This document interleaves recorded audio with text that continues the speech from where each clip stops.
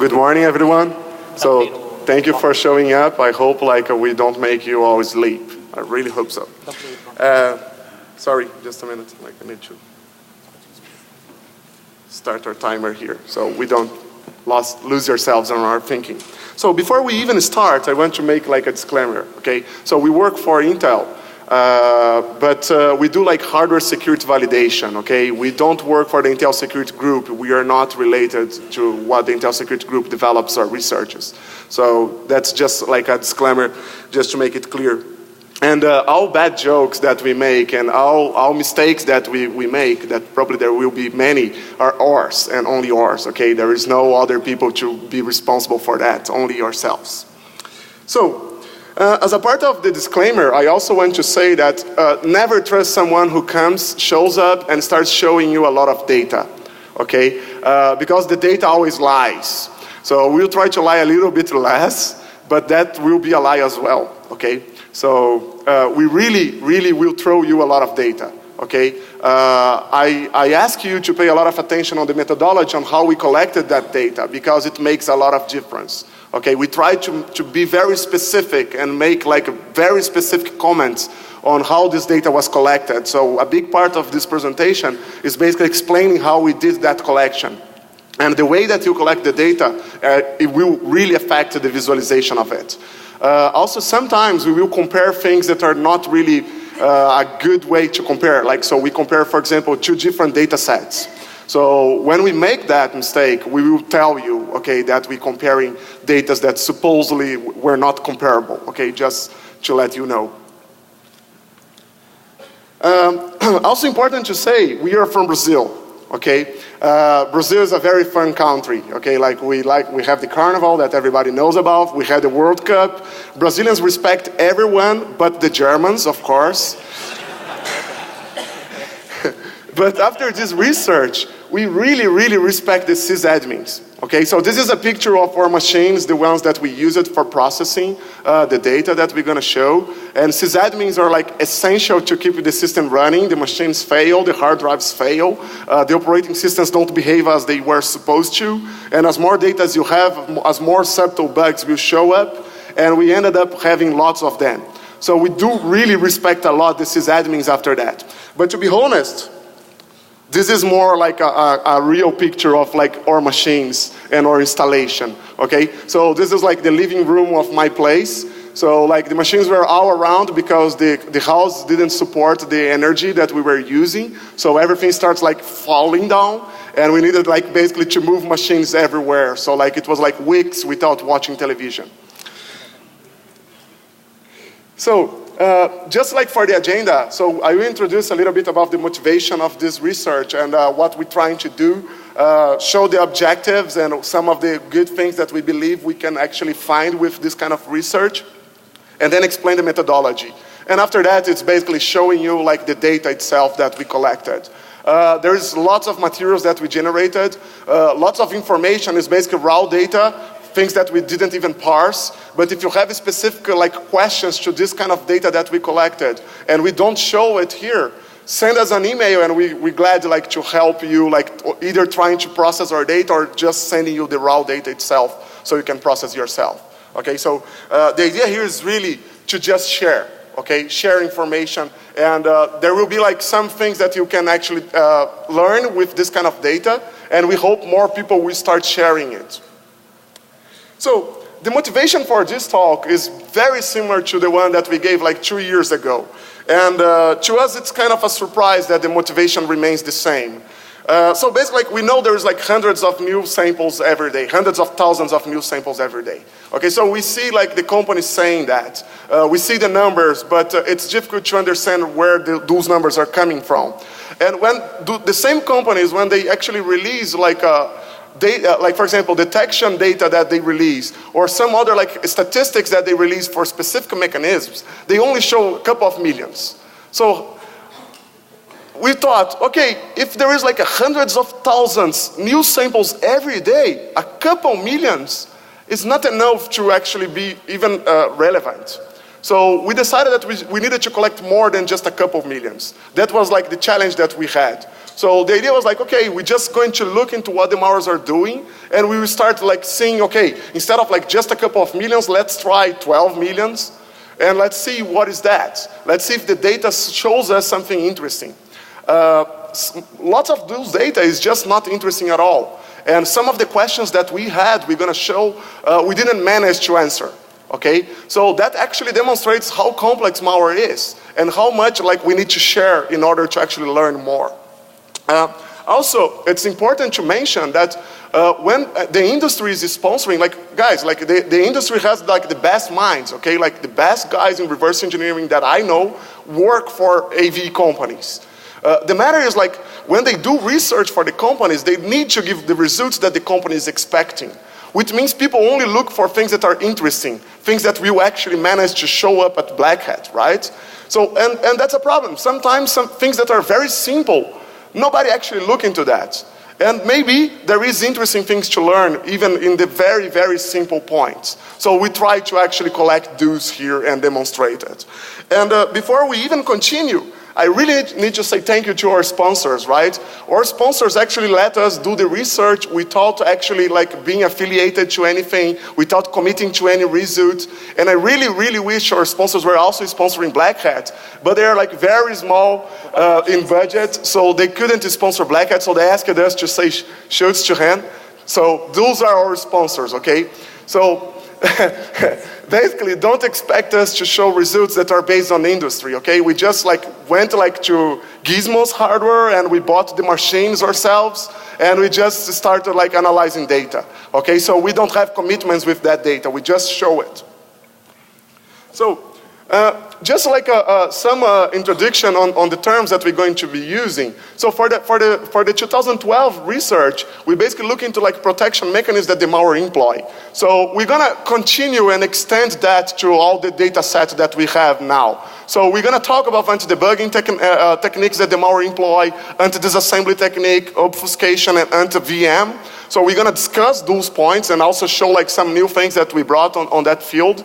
And also we introduced like a new one that is, we will call in this research malicious technique. But really, we're using poetic license here to just define something as we want, okay? So when we say malicious technique, that doesn't mean because a sample uses a specific function, it's malicious just because the function is there. It's just like we had no better name to say. It's something that we looked after in all the samples that we collected, and we're gonna show you the precedence. Because something is there doesn't mean it's malicious. Okay? Don't think that this research tries to define maliciousness, because that's a problem that is not really solvable. Okay? What we're trying to do is just like collecting what is common between all the samples that we saw and show you the numbers. Some of them, only look into the numbers, you will say, hey, I can just block samples that have this specific characteristic because nothing benign will have that. Some others, you just need to use like as one of the points for you like to do a block decision. So, what we did for this research is basically, we analyzed like millions of malware samples, and we're gonna share like the results. So, for the techniques, for the protection techniques the malware employ, we basically updated the results from the previous talk. We also removed some of the limitations on the way that we collected the data, and we also changed the methodology for the data set. We're gonna compare the data, but I will explain that they are like kind of different when we compare them. And also like there is like the other techniques or other characteristics that we just decided it was interesting to have a look. Some of them in the end are not interesting, but some of them actually are. One thing that is important also to say is we proposed lots of improvements on the way that you collect that data. Some of those improvements came from feedbacks from researchers actually. For this data set, we decided to not filter it.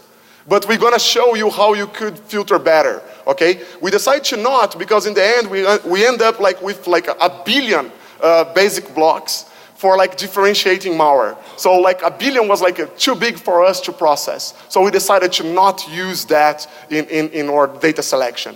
But I will explain a little bit more later. So we also made like a project decision. For the previous talk, We developed like a big framework. We had plugins. We had like something that was like very easy for someone to contribute code and like to get results from the platform. But in the end, we never received like a really good contributions from the researchers.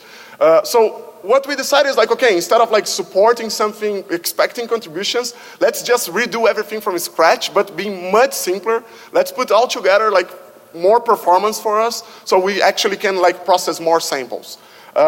So basically, like, just like for you guys to have an idea, I will show like the number of cores that we had in the processing and the number of memory. But basically, for processing the 12 million samples, it take us around like 10 days. And for parsing the results, it's like 72 hours. So all the results you're gonna see here, basically like we can recollect everything in 10 days with 4 machines and 72 hours just to parse it and show you. So like if there is any data that basically we didn't get and you have interest, we can write the parser and probably in around 72 hours we can provide you the result. Good. Also important, because of this project design decision, so which was more like we started doing it and then it became our architecture, right? Just because of this decision, some limitations showed up. And we only figure out those limitations when we started creating the graphs. So for example, in the past year, we managed to, 2 years ago, we managed to show you samples that had like common characteristics. So for example, from the package samples, how many of them have this specific protection mechanism employed? Nowadays, the way that we wrote the parsers, they basically collect the global numbers. So we lose the state. So we don't have a way, like with our parsers, to actually provide that collection. So we're going to explain that when we show some of the graphs. Of course, that limitation is just a matter of like rewrite the parsers and 72 hours. Okay, so it's a limitation in the data that we show, but it's not a limitation on the whole data that we collected, which is more important. So basically what we have now is like 80 cores, so it's like 10 dedicated machines, 2 of them are blades. That's one of the problems that we had. So like we had 2 blades that were like supposed to be 8 machines, but each blade only supported to really run full, using all the power, all the processing power, only 3 machines instead of 4. So we needed to run up and go and buy more machines to put. So that's how we end up like breaking everything around the house, like to put more machines. We only analyzed 32 bits PE files. So I don't think like if you consider 64 bits or even like ELF malwares that the numbers will change too much. But I don't know, we didn't look into that. So maybe the numbers will change. Also in the previous research, we decided that each sample that was packed, that we saw, we only counted as a 1. Because the packer changed the characteristics of the sample. So we thought that, okay, the packer will change the statistics. Because if a packer is prevalent, it's like in 90% of the samples, the packer alone will change the statistics of everything. The matter is like nowadays, the prevalence is more like server-based mutation, not necessarily package samples. So we decided to remove that limitation. So when you see a number here, the number is really compared to the 12 millions. So the number is really like what we've seen. So if we say like, okay, this characteristic shows up in 10% of our sample set, that really means 10% of the entire sample set. Okay, we didn't eliminate packers this time. Also, like we appreciate like the feedbacks that the McAfee researchers gave to us about like the previous data set. So we shared the shell ones of the samples that we used. And they found that 23,000 out of our 4 million samples were actually not malicious. So that's cool. Like the sample set that we use now, this time is public sample set. Prior to that, it was like basically coming from companies. This time is totally public. So that means we went like to ViralShare, like VX Heavens and those kind of projects. We talked to the guys and they sent us samples and we used those samples. Okay. So for the previous research, the McAfee guys found out there was 23,000 good binaries there, okay? 23,000 actually didn't change the statistics. It was irrelevant for the statistics because it was like 4 million samples. We don't know how many of those samples now, out of the 12 million, are maybe good, okay? We don't know. We're trusting the source of the project that is providing us samples. And again, saying if it's something is malicious or not is just not possible. Okay, so we can have good indicators, and we hope the numbers, the prevalence numbers, actually will demonstrate that our data set makes sense. but we don't really have an easy way to know, okay? So keep that in mind when you look into the data. Also, in the previous year, we had a limitation on the size of the samples. So the limitation was more due to the way that the machines were connected to each other than anything else. So we had like a size limitation that the samples bigger than 4 megs we were completely ignoring. But nowadays, since like lots of the malwares are like coded in higher level languages, we suppose that this limitation is not really good, so we removed it. So we analyzed samples like any size. And actually it's cool because some of the bugs that we found was because big samples generating like really a lot of data that we were not expecting to parse. So also like in 2012, we did the data set cleaning basically using like the packer information that we managed to collect. So it was basically Yara rules, like for defining packers, which means not necessarily is like perfect science, right? And also we used entropy information. So like higher entropy samples were like ignored because we considered them to be packed, but we didn't detect the packer. For this year, as I mentioned, we decided to not go for that. Anyway, like one thing that the McAfee researchers brought to us, and it was like interesting, is like samples like Salit, they generate lots of variations that have different hashes, but are in the essence the same sample. So we wanted to have a way to clean that data set from this kind of cases. So we actually developed the code for doing it. We have it, the algorithm, we will publish even the algorithm. But the matter is like, in the end we had like 1 billion gadgets, right? So 1 billion basic blocks that we could use to compare to each other. And then it was like an explosion of comparisons. And we just thought it was not worth it. So we didn't do that cleaning, okay? Just to make it clear. It's possible too, okay? It would just take more time. Okay, probably we go like what we're doing now is like lots of the things that we decided to not cover. We just like keep the machines running. We will collect that information and publish later. Okay, so I will put the links later also where you can find that. Yeah, and as I mentioned, like what the McAfee researchers they found out was like 23,000 of our past samples were known good. So if any other guy wants to go and see against their own base of samples and tell us what is a red good sample or what is definedly malicious, so you help us to be sure that the statistics are good, just drop us an email and we will like be glad to provide you the MD5 list of the samples. So this year we went for the MD5, not shell ones. Speed. So our methodology also only involved the static analysis. We kept that. So everything that you see here, we collect only with static analysis. We try to be as simple and as dumb as possible, okay? Trying to avoid like any kind of complications on the platform. The idea for static analysis is just because it's clear the benefits. It's very fast. And the malware can't do much against us, right? We running, the malware is not. Of course, there is drawbacks. There are like lots of limitations on the static analysis. So keep in mind those limitations when we're discussing the numbers. Most of the times what we tried is like any limitation that we face will only make the numbers higher, not lower. So we try to make that like really what happens all the time in the system. Which means that maybe we don't detect a technique that is there, so the number will go high. But if we say the technique is there, it's because it is. Okay? So keep that in mind. The statistics are only going up, never going down. Actually, that's our intention. Maybe we made mistakes. We expect not. So, of course, also like we expected the prevalence numbers to actually go even up. If you use dynamic analysis. We just know it's not just feasible to analyze everything. That's discussions that we have with like all the guys that we know like in the industry, and we talk about, hey, what you guys doing? Like these companies, they have labs that are huge, right? Hundreds of machines. But they also have their limitations, right? They need to collect information that they will use for actually generating the signatures. So they also have limitations on what they're collecting. So that's why we decided to go for static analysis and say, hey, maybe there is interesting things there. We didn't cover at all dynamic analysis in this specific research. In the previous one, we even covered some parts of dynamic analysis. On this one, we just don't, okay? We don't even have VMs running on the machines.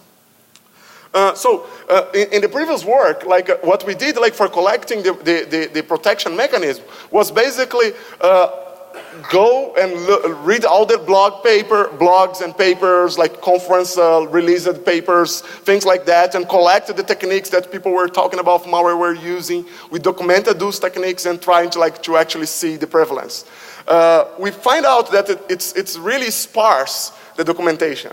So it's really difficult to actually do this kind of research because it's not only writing the code or getting the samples or getting the machines, it's also finding what you need to look for. Because like people are talking like very sparse. So a researcher finds a malware is doing something interesting. He publishes a blog post on that, which is super cool. He's adding information to the industry, but nobody's actually putting that information together. So you can have like that in one place. So we did that like 2 years ago.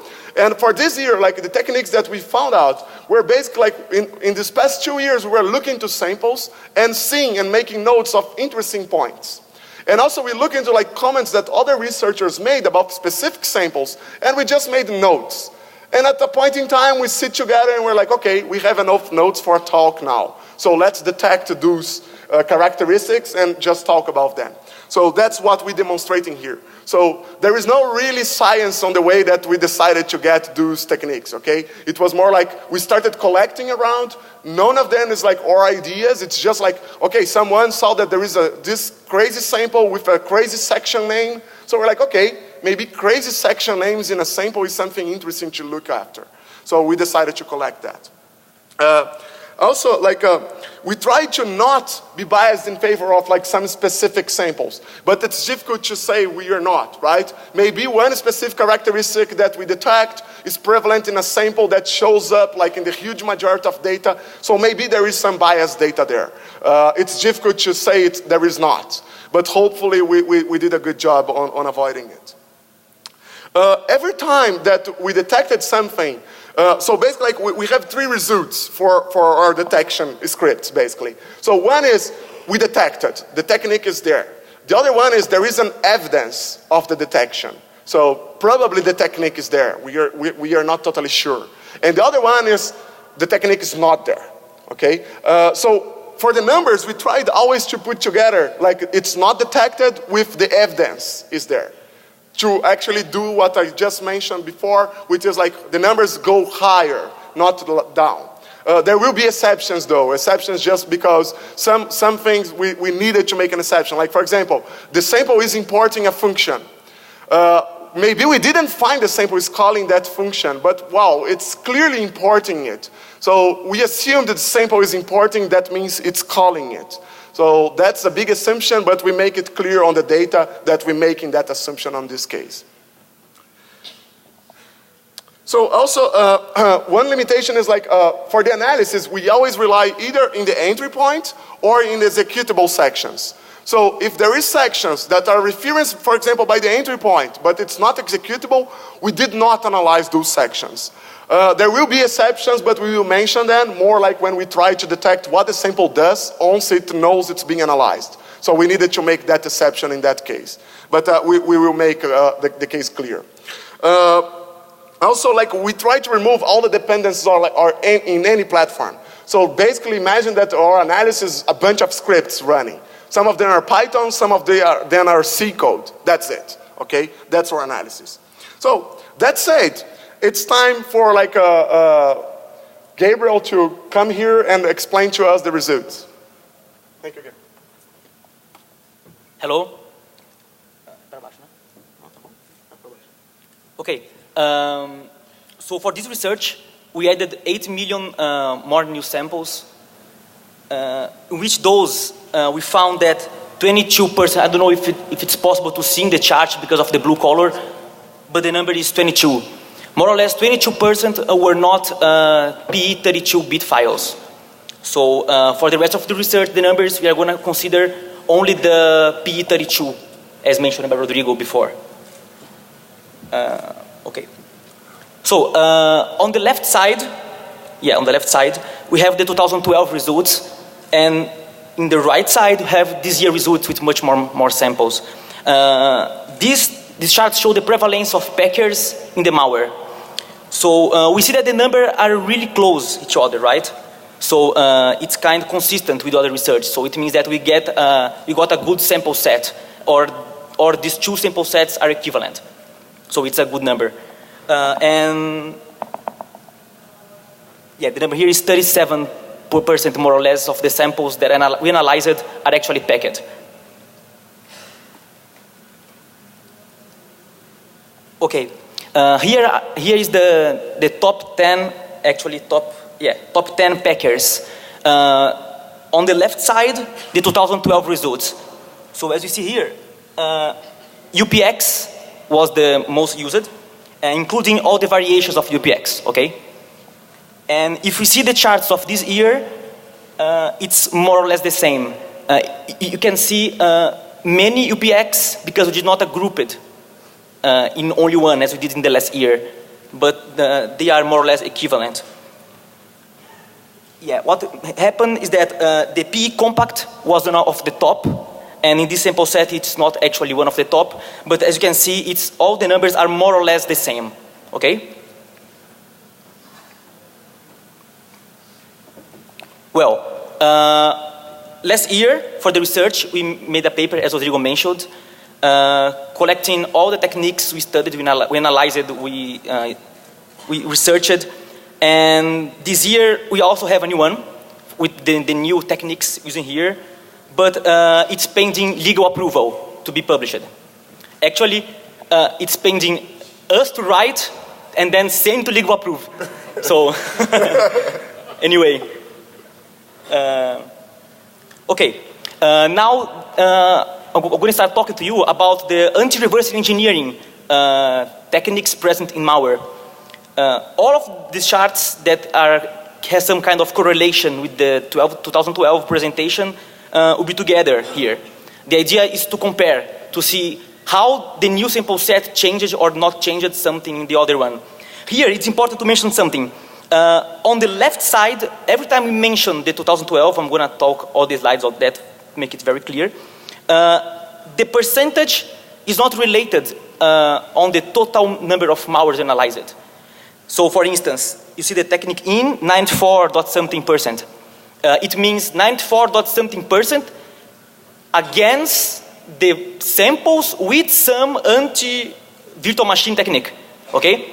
And on the right side is the comparison among the whole sample set, okay? So the nature of the data is not the same, but we can compare. I have here the numbers of the 2012 for us to see more or less.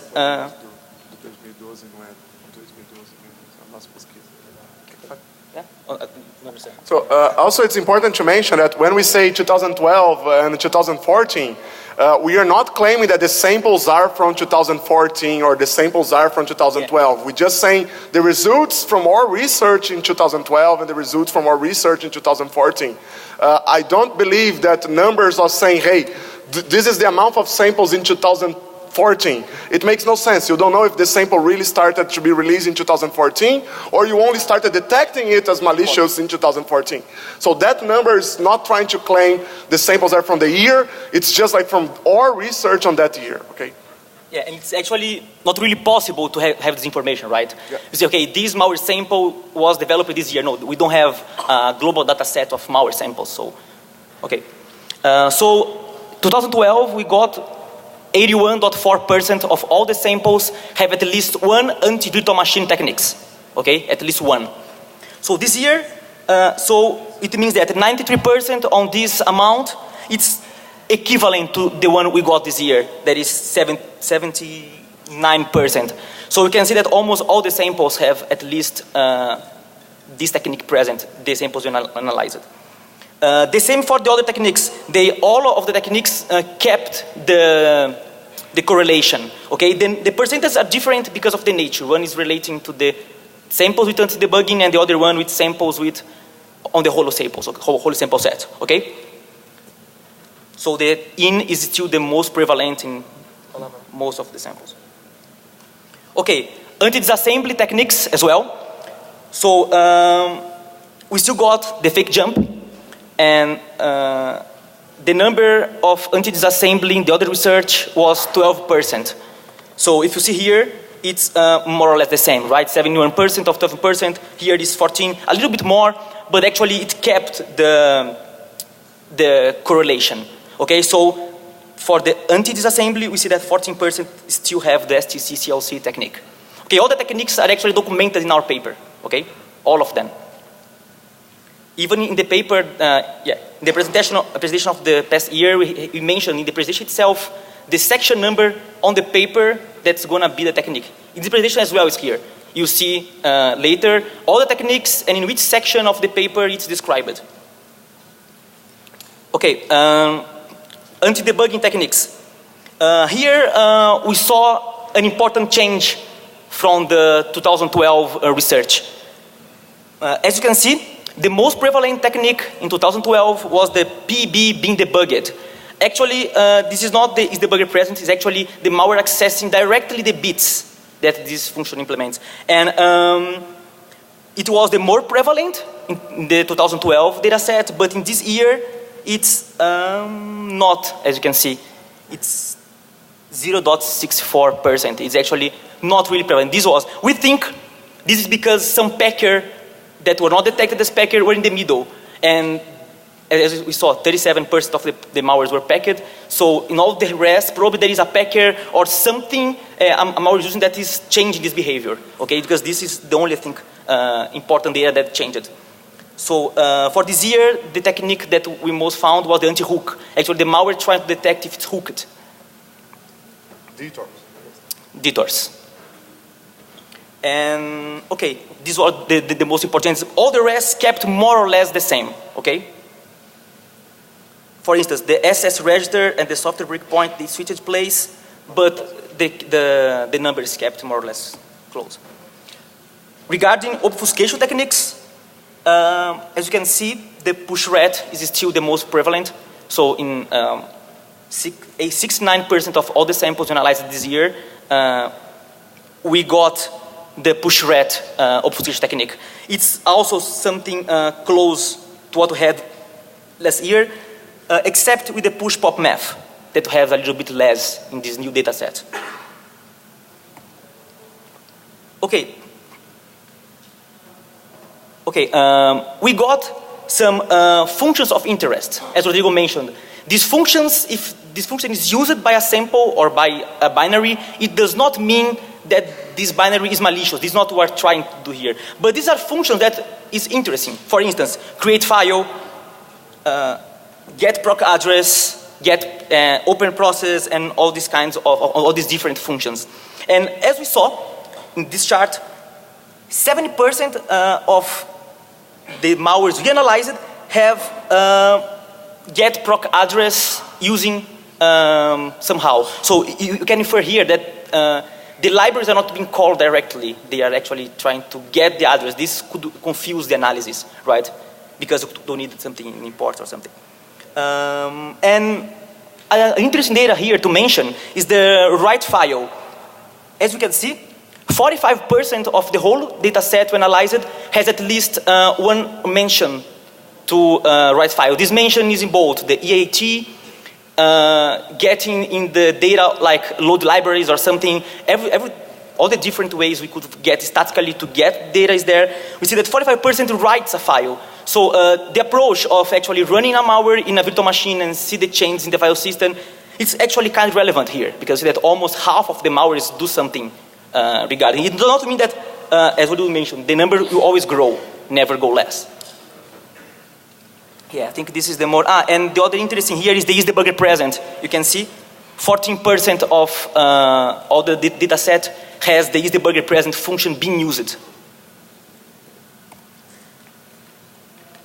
Number of sections, what we did, we got the whole data set and we extracted how many sections the PE file have. So we ranked from the 0 to 30. So 0 sections, 1 section, 2 sections, and then more than 30. And we got here the top 10. So we can see here that 32% of the samples has 3 sections, okay?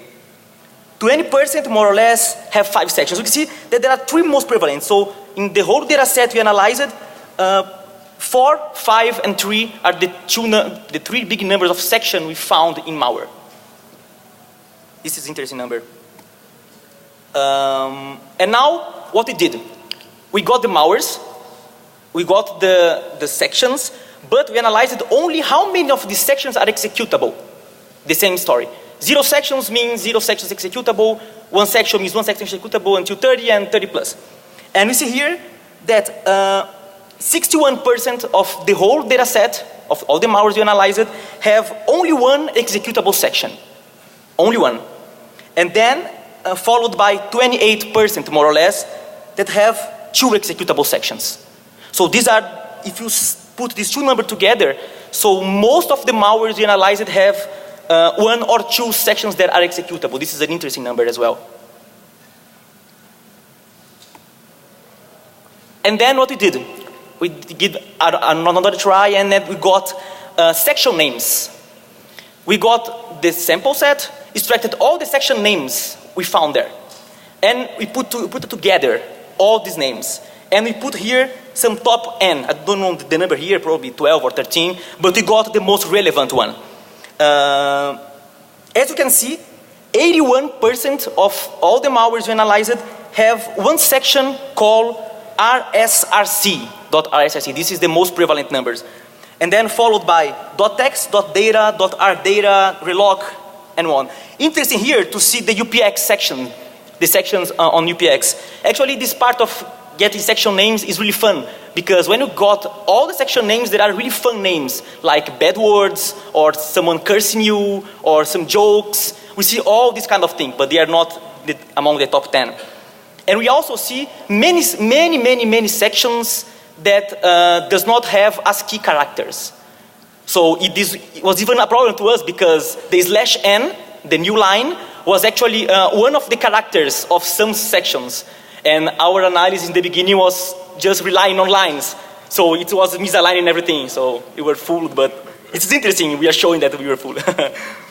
And okay, these are the numbers. And interesting here, UPX, that appear a lot. Okay. Okay. Now what we did? Okay, we got all the names. Now, how many? Let's put it this way: have a malware with a section text. If we got a section, for instance here, the data section, we got here this percentage that have 2 sections called .data in the same binary. We got the repeated names in the same sample. So this is the number about. So the same section number, section name, appear more than once in some samples, and these are the numbers we got. We saw here that the blank section, a section with nothing, in 1.83% of the malwares appear twice. So this is kind of weird, right? If you get a malware, you'll see, hey, a section is blank. Oh, 2 sections is blank, so it's something strange there, at least, okay? That's why it's here, and then, okay, that's fine. These numbers are low, but they are interesting. Empty EAT. We also saw how many of the samples have an empty EAT, the import table, right? And we saw that only 3.67% of all the samples analyzed have an empty EAT. This is another example, right? A number that is small, but actually it's interesting because we did that. And now we know that almost no samples have an empty EAT, right? So if you do a parser or scripts like us, in the hurry, our applications is going to crash 3% of the cases, right? So this is at least one. Okay, entry point attributes. Here we got the section of the entry point. We saw if it's writable, executable, read-writable, or not read and not writable. You got, right? The 4 combinations here. And we saw that 61.82% has the entry point section is executable and not writable. This is the most prevalent case here. Followed by both executable and writable. You see that, so that almost all the malware we analyzed has the entry point section as executable, because there are some samples that do not put executable, try to trick some analysis tool or something, but most of the malwares don't do that, okay? Okay, now we did more things. We got the first 100 instructions of all the malware. And we rank it. The idea here is to see the the most prevalent instructions that appear in the first 100. So you saw here that, oops. No, yeah, I was talking in the next slide. I was looking on the right here. Sorry about that. We listed the common instructions to be present in the entry point, to be the first instructions we listed. And we saw that for 17% of the malwares, we found no uncommon functions. So all the functions there are common. Interesting to see that almost all the rest has at least one of the uncommon functions to be there. Oops, sorry, instructions, okay? Yeah. Okay, now the chart I was talking before. We saw that the add instruction appeared in 93% of all the malwares in the first 100 instructions. And here we ranked all of the instructions that present with the prevalence. So add followed by mov, push, XOR, compare, sub. Yeah. And here we saw that in Intel ISA there is more or less 1,300 instructions. Looking to the malware sample, almost a half, 625, different instructions appear. So half of the whole ISA appear in the first 100 instructions of the malwares. We saw that 5% of the malwares does a sleep just in the first 100 instructions. So the malware execute in the first 100 instructions, then a sleep. This technique used to fool the dynamic analysis. So the malware keeps waiting, and then the system gets a timeout, and then stops processing the malware. So this is there. We analyzed some P header, okay? Some characteristics or malfunctions or I don't know, something strange in the P header itself. Bad constructions of the P header itself. And we saw that 53% of the malware has a zeroed header checksum. It's zero there. And 27 has an entry point that is not in the first section. And then 22% there is overlap on sections. So a section that the initial and the size does not match with the alignment. We saw also that 22.7% of all the malwares are signed. All the rest are unsigned. The compilers, we see here, most all of the compilers that we detected that is not unknown is actually from Microsoft, Visual C, Visual C++, in different flavors. That's the most interesting data to get here. Section entropy, we saw here by this chart that 114% of all the samples have at least one section with between 0 and 1 entropy, a low entropy, right? Why this number is more than 100? Because we saw each section. So if a sample has 2 sections with this range, it's counted twice here. It's how many sections on that entropy range. And interesting also to see that high entropy is 74%. So if you get a malware of our data set, 74% of all these malwares have high entropy. Okay, that means probably packet or something different. We saw also vulnerability prevention implemented by malwares. We see that the safe execution handler is present in 79% of the malwares, ASLR in 15%, and so on. So the most prevalent here are the safe execution handler is used by malwares a lot. Okay, now Rodrigo. So the matter is like with all those numbers together, you start seeing that the malwares they have lots of things that are clearly malicious, right? If you put it all together, probably you can block a lot. I'm not saying you can, I'm not saying it's easy, right? I'm just saying that we look into all those data. And when you actually think about that together, it makes no sense that a sample, for example, don't have like the checksum matching, or like the sections are not aligned, right? There are things that just makes no sense. When you look, for example, into compiler's prevalence, why that's relevant? Just because when you're writing like your detection scripts, or when you're writing like protection code, you need to consider like optimizations specific for compilers, right? Since we know that the huge majority of samples will use Microsoft tools, do you really need to care about all compilers, or you care only about that ones? Okay, or the ones very specific. So sometimes we make excuse because the problem is challenging.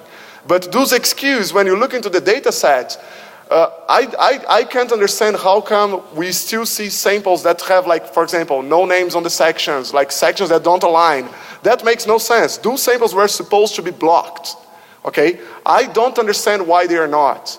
Maybe there are like other challenges that we are not figuring out, and that's one of the future that we propose for you guys to do, or future research for us, which is like get a huge collection of normal binaries, like good binaries, and let's see if the good binaries also have those characteristics or not. I don't know. I am confident that they don't. So just because like we need to actually finish, we actually explained each of the techniques, each of the characteristics we detected. We have a section in the paper that explains it. Okay, so if you have a question of, hey, how do you guys detect that specific one, refer to the paper. Okay, as a bonus, we say that we try to look into, okay, what the sample does once it knows it's being analyzed. We failed to actually give you the result that we wanted. Okay, we wanted to come here and say all the samples we refuse to run, or we will skip, or we will not do a malicious behavior, and then our recommendation was going to be, hey, just mimic as you are analyzing all binaries in your system and you are good to go.